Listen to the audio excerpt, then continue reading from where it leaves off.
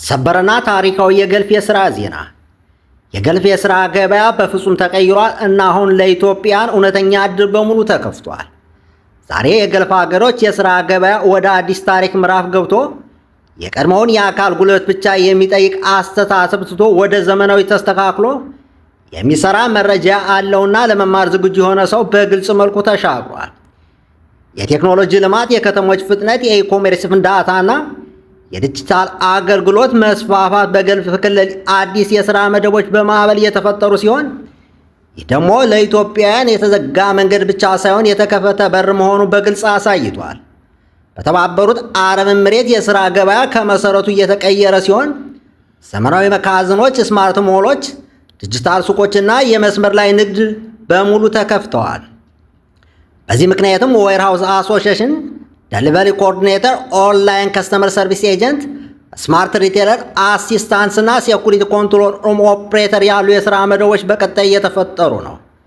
እነዚህ ሥራዎችም ከፍተኛ ዲግሪ ሳይፈልጉ አጭር ሥልጠና ብቻ የሚጠይቁ መሆናቸው ለብዙ ወጣቶች የሕይወት መቀየሪያ ዕድል አድርጓቸዋል። ሳውዲ አረቢያ በቪዥን 2030 ፕሮጀክቶቿ የሥራ ገበያውን ሙሉ በሙሉ እየቀየረ ሲሆን ሎጂስቲክ አሲስታንስ፣ ፋሲሊቲ ማናጅመንት ስታፍ፣ ዲጂታል ኢንቨንተሪ ክለርክ፣ ቱሪዝም ሰርቪስ ክሪው እና ሄልዝ ሳፖርት ወርከር ያሉ ዘመናዊ የሥራ መደቦች በብዛት እየተጠየቁ ነው። ይህ ለቀድሞው የአካል ሥራ ብቻ የሚያውቁ ሰዎች እንኳን ወደ አዲስ ክህሎት እንዲገቡ የሚያስገድድ የዘመኑ ለውጥ ነው።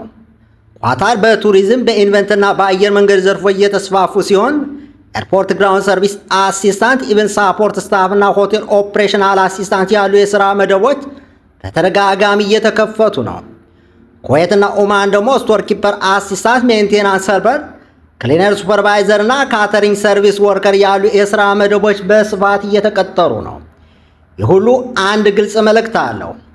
የገልፍ የሥራ ገበያ አሁን የሚፈልገው ሰው ዝግጁ መረጃ አለውና ሕጋዊ መንገድን የሚከተል ብቻ ነው። የዛሬው ዜና የነበር ውድ አድማጭ ተመልካቾቻችን፣ ዜናዬን ከወደዳችሁት ላይክ፣ ሳብስክራይብ እና ሼር በማድረግ እንድትተባበሩኝ ስል በድጋሚ ጠይቃለሁ። ቴዎድሮስ ሽፈራው ነኝ ከአዲስ ዘአፍሪካ ሚዲያ። ኢትዮጵያ ሰላም ትሁን፣ እናንተ ሰላም ሁኑ። ቸር እደሩ።